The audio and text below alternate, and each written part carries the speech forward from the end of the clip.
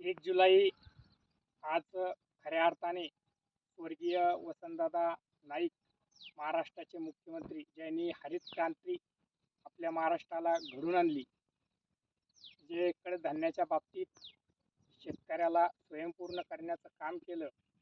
आणि आज खऱ्या अर्थाने आपण 1 जुलै कृषी दिन म्हणून साजरा करतो. सर्व शेतकऱ्यांना कृषी दिनाच्या मनपूर्वक शुभेच्छा. आणि कृषी दिन साजरा करत असताना आपण आज 1 महिन्यानंतर शेतकऱ्याच्या शेतात पेरणी झालेली कापूस, मका, बाजरी, मूग, उडीद, भुईमूग किंवा जे काही असेल ते सर्व क्षेत्रातली पेरणी 100% झालेली आणि पावसाने चांगली साथ दिलेली आहे. शेवटच्या क्षणी होत नाही.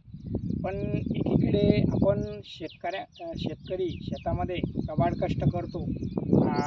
365 दिवस आपण शेतीमध्ये राबतो. आणि ज्यावेळेस आपला माल शेतीच्या बाहेर निघतो, ज्यावेळेस आपण मार्केटमध्ये नेतो, त्यावेळेस आपल्या मालाला भाव नसतो. एकीकडे खताचे भाव भरमसाठ वाढलेले, एकीकडे बियाणे औषधे महाग झालेले, रासायनिक खत म्हणजे शेतकऱ्याच्या अवक्याबाहेर गेलेले. आणि ह्या परिस्थितीत शेतकऱ्याने कृषी दिन साजरा करायचा की नाही करायचा हा मोठा प्रश्न आहे. कारण शेतकरी शेतामध्ये पेरणी करताना आपला जीव गहाण ठेवतोय. कारण त्याला माहिती आहे की पेरणी करताना काय त्रास होतोय.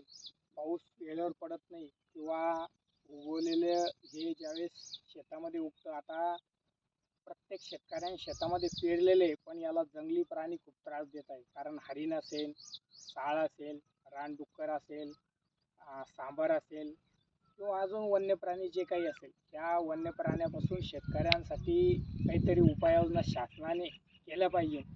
शेतकऱ्यांसाठी खरं म्हणलं तर शासनाने जसं रोजगार हमी योजनेच्या माध्यमातून गायगोठा असेल, सिंचन विहीर असेल किंवा शेतकऱ्यांसाठी फळबाग योजना असेल, ह्या योजना जशा दिल्या जातात तशाच त्या धर्तीवरती का होत नाही. शेतकऱ्यांना मिनिमम 1 एकरसाठी किंवा 2 एकरसाठी किंवा 1 हेक्टरपर्यंत वार्षिक तार कंपाऊंड वॉल संरक्षण कुंपण या योजनेमध्ये शेतकऱ्यांना, आणि प्रामुख्याने छत्रपती संभाजीनगर जिल्हाच ह्या तार कंपाऊंड वॉलपासून, कुंपणापासून वगळण्यात आलेला आहे.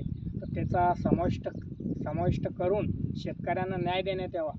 कारण एकीकडे सन्मान निधीचे शेतकऱ्यांना पैसे नाही आहे, दुसरीकडे PM किसान असेल याचे हप्ता भेटतो, पण जो आपला माल आयात निर्यात होतो त्यावरती लक्ष केंद्रित झालं पाहिजे. त्यानंतर शेतकऱ्यांना 2025-26 म्हणजे यावर्षी 75% नुकसान भरपाई भेटली, पण पीक विमा मात्र भेटलेला नाही. शेतकऱ्यांना विमाही भेटला पाहिजे. आणि जो विमा शेतकरी काढतो, खरीप हंगाम असन, रब्बी हंगाम असन, तर त्या शेतकऱ्याला कमीत कमी मिनिमम 65% तरी त्याचा फायदा झाला पाहिजे. तर सर्व शेतकऱ्यांना पुन्हा एकदा कृषी दिनाच्या मनपूर्वक शुभेच्छा. जय जवान, जय किसान, जय महाराष्ट्र. # शेतकरी पुत्र.